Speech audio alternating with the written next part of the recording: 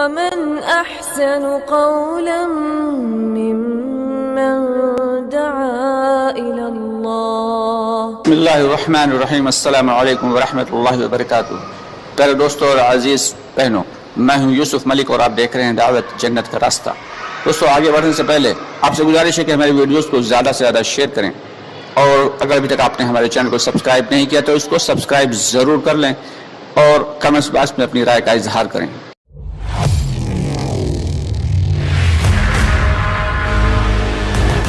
ایک کام کرتے ہیں اور دنیاوی اعتبار سے فائدہ ہو جائے تو بڑا خوش ہو جاتے ہیں کہ الحمدللہ اتنا فائدہ ہو گیا. دیکھو نیک کام کرنے کی اتنا فائدہ ہوتا. ارے نیک کام کرنے کا فائدہ تو بے تحاشا ہوتا ہے، اصل فائدہ تو آخرت میں ملے گا. چنانچہ موسیٰ علیہ السلام سے ایک آدمی نے کہا کہ میں بے حد غریب آدمی ہوں، میرے پاس نہ تو کچھ کھانے کو ہے نہ پینے کو، مانگ مانگ کے کھاتا پیتا ہوں. آپ تو اللہ سے کلام کرتے ہیں، کلیم اللہ ہیں، دعا کر دیجئے اللہ سے کہ ہمیں بھی خوب عطا فرما دے دنیا. موسیٰ علیہ السلام نے کہا ٹھیک ہے، اب کی بار جاؤں گا تو میں تمہارے لیے اللہ سے بات کروں گا. چنانچہ اگلی مرتبہ جب موسیٰ علیہ السلام پہنچے تو اس شخص کے بارے میں کہا کہ بھائی یا رب العالمین فلاں فلاں آدمی ہے، اور اس نے یہ کہا کہ میں بے حد تنگ دست ہوں، ہمیں بھی تھوڑا دنیا میں فراخی عطا فرمائیے. تو اللہ تعالیٰ نے فرمایا کہ ٹھیک ہے، تو میں اس کی شان کے مطابق عطا کر دوں یا اپنی شان کے مطابق. موسیٰ علیہ السلام نے کہا جب آپ دے ہی رہے ہیں تو یا اللہ اپنی شان کے مطابق دے دیجئے. کہا ٹھیک ہے بھائی. اللہ رب العالمین نے کہا ٹھیک ہے دے دوں. چنانچہ حضرت موسیٰ علیہ السلام بات چیت جو کرنا تھی اللہ سے بات چیت کر کے چلے آئے، اپنا کام کر کے نیچے آئے. دیکھیں کیا جس شخص نے کہا تھا، دعا کے لیے بھیجا تھا اور کہا تھا میرا پیغام اللہ تک پہنچا دینا، اس کا انتقال ہو گیا.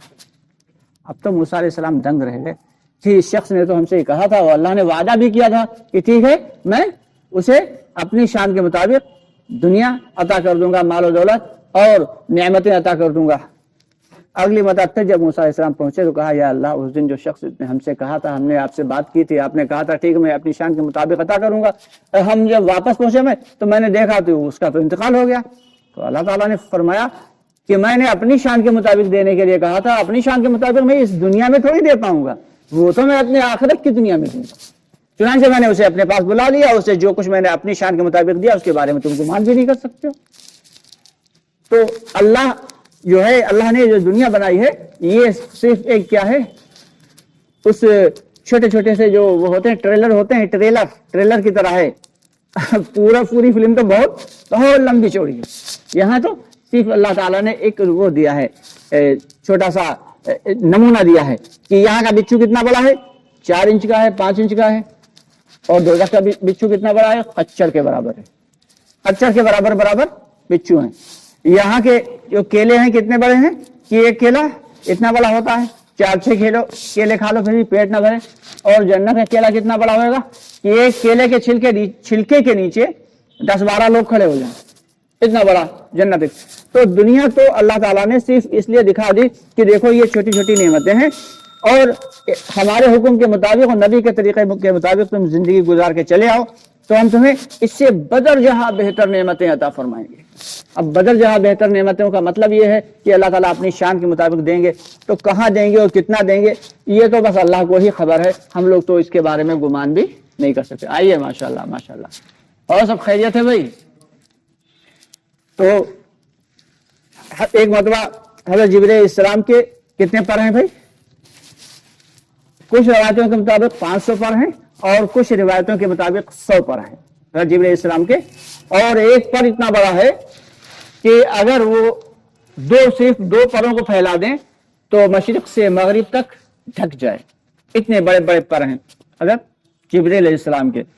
7ویں آسمان سے وہ زمین پہ ایک لمحے میں آ جاتے ہیں، قدم رکھتے ہیں اور زمین سے آسمان کی دوریاں ان کی طے ہو جاتی ہیں، اتنے لمبے چوڑے ہیں. حضرت جبرائیل علیہ السلام نے کہا یا رب العالمین آپ نے ہمیں اتنے سارے پر عطا فرمائے ہیں، ہمیں انہیں کھولنے کا موقع تو ملتا ہی نہیں. ہمیں اگر دنیا میں جانا ہوتا ہم بس 2 پر کھولتے ہیں اور جنت سے زمین سے پہنچ جاتے ہیں. اللہ تعالیٰ نے فرمایا جاؤ ایک وہ فلاں جنت ہے، اس جنت میں جا کے اپنے سارے پر کھول کے جتنا چاہتے ہو اڑ لو. چنانچہ جبرائیل علیہ السلام پہنچے اس جنت میں اور اپنے سارے کے سارے پنکھ کھول دیے اور اس کے بعد پھر انہوں نے اڑنا شروع کیا. اب جب دو پروں سے اڑ کے وہ زمین سے سیدھے ایک دم بجلی کی طرح زمین پہ آ جاتے ہیں تو 500 پروں سے جب اڑے ہوں گے تو کتنی اسپیڈ رہی ہوگی. چنانچہ اڑے صبح سے شام ہوئی, شام سے صبح ہوئی, اور صبح سے پھر شام ہوئی. غرض اڑتے رہے لیکن وہ جنت ختم نہیں ہوئی, وہ جنت ختم نہیں. چنانچہ اتر آئے اللہ رب العالمین, یہ کس کی جنت ہے؟ اتنی لمبی چوڑی جنت کہ میں نے سارے کے سارے پر کھولے, میں اڑتا رہا, جنت کی نعمتیں میری نظروں کے سامنے سے گزرتی رہی, میں انہیں دیکھتا رہا, میں پھر اڑتا رہا, میں اور اڑتا رہا. صبح سے شام ہوئی, شام سے صبح ہوئی, پھر صبح سے شام. یہ کس کی جنت ہے؟ کہا وہ میرے ابو بکر کی جنت. اللہ کیا فرما رہے ہیں؟ میرے ابو بکر کی جنت. یہ کس بنا پہ ہے؟ یہ ابو بکر رضی اللہ تعالیٰ عنہ ایک ایسی ذات ہے کہ جنہیں دنیا میں ہی اللہ رب العالمین نے 2 مرتبہ سلام بھیجا ہے. 2 مرتبہ اللہ نے سلام بھیجا ہے. ایک مرتبہ تو جب غزوہ تبوک کا موقع ہے اور سارے ساتھیوں سے اللہ کے نبی صلی اللہ علیہ وسلم نے کہا کہ بھائی سب لوگ جمع کرو. اب کیا ہے؟ اب غریب لوگ ہیں, کچھ بھی نہیں صحابہ کرام کے پاس, پہننے اوڑھنے تو کی کپڑے نہیں, لیکن کچھ صحابی ایسے ہیں جن کے پاس اللہ نے مال و زر عطا کیا, جیسے حضرت عبد الرحمن بن عوف رضی اللہ تعالیٰ عنہ, جیسے حضرت عثمان غنی رضی اللہ تعالیٰ عنہ. تو اس وقت حضرت عمر رضی اللہ تعالیٰ عنہ کے پاس مال و زر تھوڑا پہلے سے زیادہ تھا. انہوں نے سوچا کہ ابو بکر صدیق رضی اللہ تعالیٰ عنہ کے بارے میں تو اللہ کے نبی صلی اللہ علیہ وسلم فرماتے ہیں کہ سب کا ہم نے حق ادا کیا, لیکن ابو بکر کا حق تو اللہ ہی ادا کریں گے. چلو آج ہم ابو بکر سے آگے نکل جاتے ہیں. اب کہ اللہ نے ہمیں تھوڑا سا مال زیادہ دے رکھا ہے, اب کہ ہم زیادہ سے زیادہ مال اللہ کے راستے میں لگائیں گے. تو ہوا کیا؟ حضرت عثمان غنی رضی اللہ تعالیٰ عنہ نے اپنے تمام تر مال کا 1/3 حصہ اللہ کی نظر کر دیا. جمع ہو گیا, ایک بہت بڑے ڈھیر پہ جمع ہو گیا, بہت بڑا لمبا چوڑا ڈھیر تھا, اس پہ جمع ہو گیا. حضرت عمر رضی اللہ تعالیٰ عنہ نے آدھا حصہ, جتنا بھی ان کے پاس مال تھا اس کا آدھا حصہ لا کے جمع کر دیا.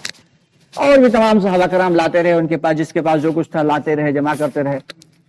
تو حضور پاک صلی اللہ علیہ وسلم کا جو سوال اور جواب ذرا پوچھنے کا انداز دیکھیے کہ کس انداز میں اللہ کے نبی صلی اللہ علیہ وسلم بات کیا کرتے تھے. جیسی جس کی قربانی ویسی اس سے بات. حضرت عثمان رضی اللہ عنہ نے پوچھا کیا لے کے آئے ہو؟ کہا یا نبی اللہ 3 حصے تھے, 1 حصہ لے آیا, 2 حصے گھر چھوڑا ہے. حضرت عمر رضی اللہ عنہ نے پوچھا, کہا آدھا لے آیا ہوں میں, بس آدھا گھر پہ چھوڑ کے آیا ہوں.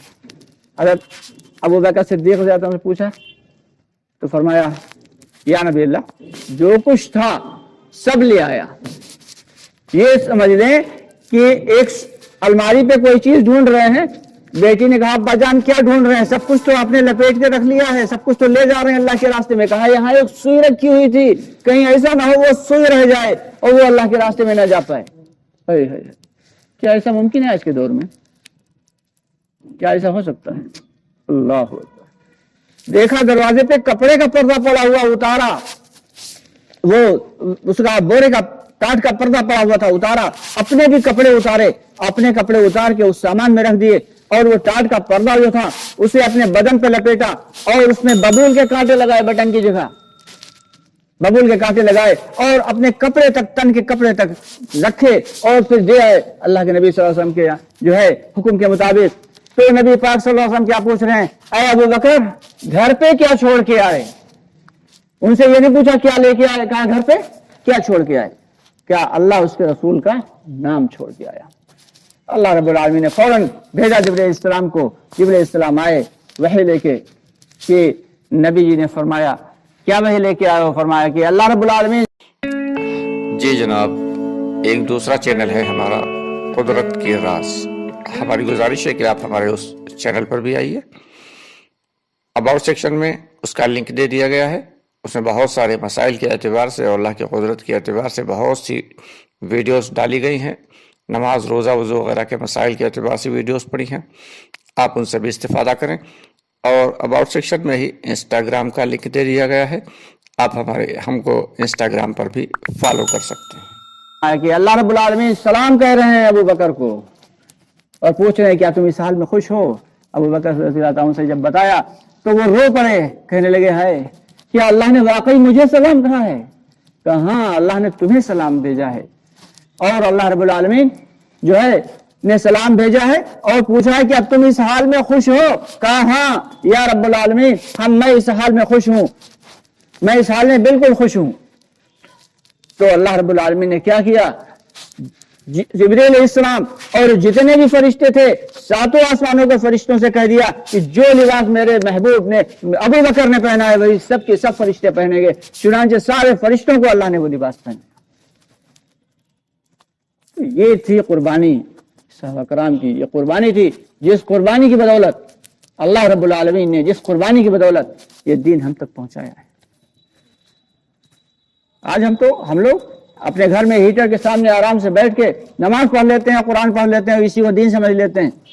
گرمیوں کے موسم میں اے سی لگے ہوئے کمرے میں آرام سے ہم بیٹھ کے قرآن پڑھ لیتے ہیں, نماز پڑھ لیتے ہیں اور روزہ رکھ کے آرام سے اسی میں لیٹ جاتے ہیں, اسے دین سمجھتے ہیں. تو دین ایمان نام ہے مجاہدے کا. ایمان جو ہے مجاہدے کا نام ہے. جب تک مجاہدہ نہیں ہوگا زندگی میں, جب تک ایمان کہاں سے آئے گا؟ ایمان کہاں سے آئے گا؟ صحابہ کرام رضی اللہ تعالیٰ عنہ اجمعین نے مجاہدہ برداشت کیا, لگاتار 13 سال تک محنت کی, صرف ایمان پہ محنت کی. چنانچہ صحابہ کرام فرماتے ہیں ہم نے پہلے ایمان سیکھا پھر قرآن سیکھا. قرآن نہیں سیکھا پہلے, فرماتے پہلے ہم نے ایمان سیکھا پھر قرآن سیکھا. آج ہم نے افسوس صد افسوس, نہ تو ایمان سیکھا نہ قرآن سیکھا. ابھی بھائی ہمارے کہہ نہیں رہے تھے کہ قرآن پڑھنا جانتے ہیں لیکن سمجھتے نہیں. اگر سمجھتے ہیں تو عمل نہیں کرتے. بہت افسوس کی بات ہے. آج ہماری اپنی زندگیوں کا کیا حال ہے؟ اب جو آنے والی زندگیاں ہیں, وہ آنے والی نسلیں ہیں, ان کا کیا حال ہوگا دین کے اعتبار سے؟ اس طرح فکر کرنے کی ضرورت ہے.